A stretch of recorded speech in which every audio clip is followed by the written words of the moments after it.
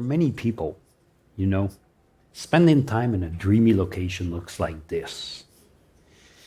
But for me, it looks like this. As a natural product chemist, I've always been inspired by those wonderful chemical substances we found in nature, especially the chemicals that are made by living organisms from cold environments. And today, I want to bring you along my incredible journey into discovering the molecular treasure hiding in plants and other organisms thriving in the cold. Okay, now I know what you might be thinking. Norman, this just isn't for me. Chemistry was my worst subject in school, and I hate being cold. Why on earth should I keep listening? To which I say, stay with me. Because I'm convinced that there's some amazing chemicals hiding in the north, which perhaps mean that the next wonder drug to treat some of the nasty diseases that plagues us humans is just waiting to be discovered. But we might not discover it without your help. Are you intrigued now? Good. But before we go on with the chemistry, I want to give you a quick geography lesson. When we talk about the Canadian North, we talk about the land which is north of the 55th parallel. This includes most of the parts of Nunavik and Nunavut. And this land is really famous for beautiful landscape. It's famous for polar bear. It's famous for northern lights. And it's famous for Santa Claus. But despite these famous icons, the great white snowy north is still largely unexplored. And that's especially true at the molecular level. And my team and I hypothesize that northern ecosystem must be producing fantastic unknown chemical with fascinating properties. Why?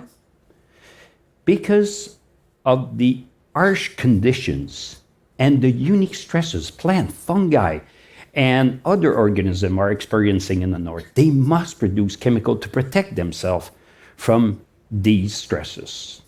For example, imagine the sunburn you would get sunbathing for over 20 hours a day for a month.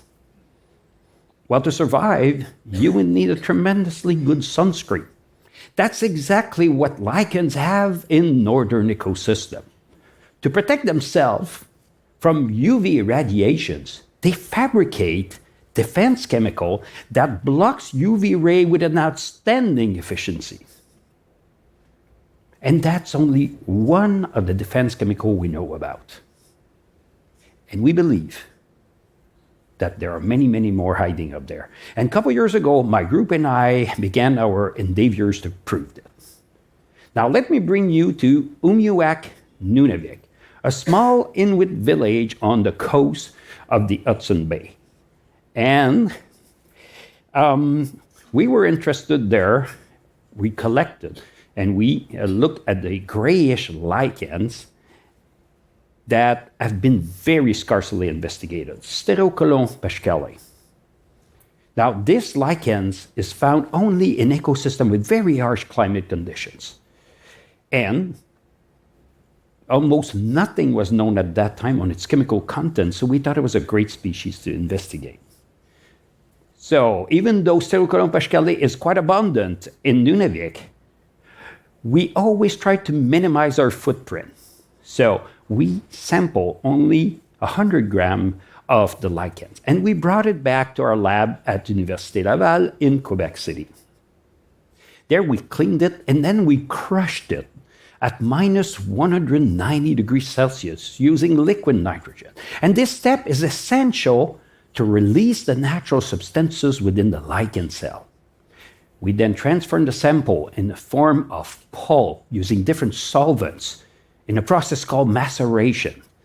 And after, we filter the sample and evaporated the solvents, and we obtain what we call a crude lichen extract. And for natural product chemists, that's when the fun starts. Through careful chromatographic separation and many other techniques and years of work, we've been able to separate, purify, and identify for the first time ever 13 natural substances in Stereocolomb-Paschali.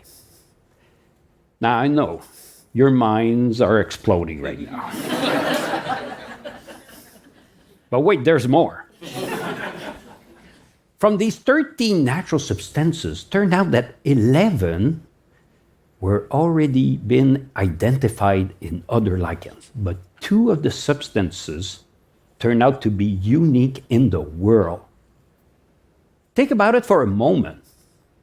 From over 340,000 natural chemical substances known on the planet, Stereocolomb-Paschali from Nunavik is producing 2 unique substances. A clear demonstration that organism experiencing stresses in northern ecosystem produces unique chemical. Now, what are the properties of these natural substances? We don't know at this point. This is still under investigation. And to me, and I hope to you now, this is the exciting part. Who knows if the next generation of much needed anti-inflammatory agent or cancer-fighting drug or even cure for Alzheimer will be inspired by a chemical substance from Nunavik lichens. Wow. Let me bring you now further north. In Nunavut, on the beautiful Baffin Island. And here the story began when a group of Canadian microbiologists identified for the first time ever in the sediment of the beautiful Cove Frobisher Bay a macroscopic fungus. Well, the fungus was part of the genus of what we call Mortiarella. And so they call it, with not much originality, Mortiarella species. But they also discover that this weird-looking fungus is synthesizing unique natural substances, the mortiamides. Now, why a rather strange-looking fungus is producing these natural substances is still a mystery. However, this sparked our curiosity.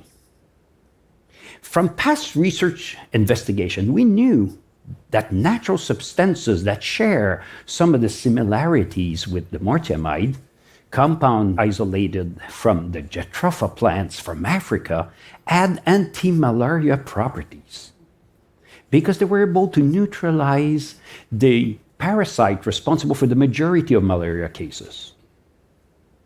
Could the mortiamide possess the same properties? Well, to find out, we went back into the lab and we synthesized sufficient quantity of all the mortiamides and we studied their anti-malaria activity. And guess what? One of the substances, the mortiamide D, efficiently neutralized the parasite of malaria. But that's not the end of the story. It's even better. It was able to neutralize a strain of the parasite that is resistant to many malaria drugs currently used in the clinic. Isn't that amazing? You get the natural substances coming out produced by a macroscopic fungus isolated from the sediment of the icy cold Frobisher Bay in the great white snowy north that could provide an answer to one of the most terrible tropical infections. It's a small world after all. Isn't it? Well, it's time to talk about the scary news. The North, unfortunately, is undergoing transformation at an alarming pace. It is warming up faster than anywhere else on the planet. And this leads to a phenomenon called the greening of northern ecosystem. And this is particularly true with Nunavik, in which there's a shrub called Betula glandulosa that is progressing north very rapidly. Now, one of the immediate consequences of this rapid shrub growth is that it decreases the daylight on all lower plants and lichen. This is altering the complete food chain, and it's altering also the traditional way of living of indigenous community. And unavoidably, this will lead to loss of biodiversity. And one of the hidden consequences of losing biodiversity is the loss of chemodiversity. It is my great fear that with the loss of plants, lichen, and fungus, some unknown fascinating natural substances and potentially wonder drug could be lost too.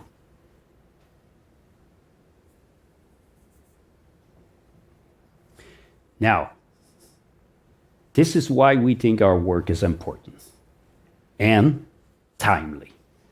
And this is why I hope by now you're convinced that you have a good reason to help protect the great white snowy north.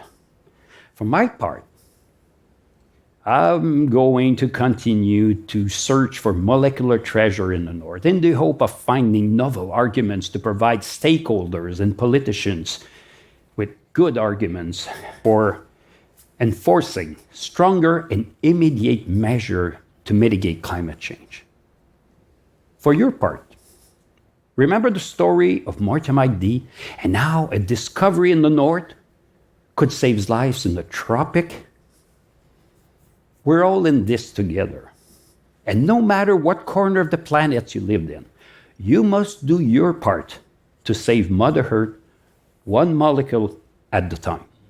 Merci beaucoup. Thank you.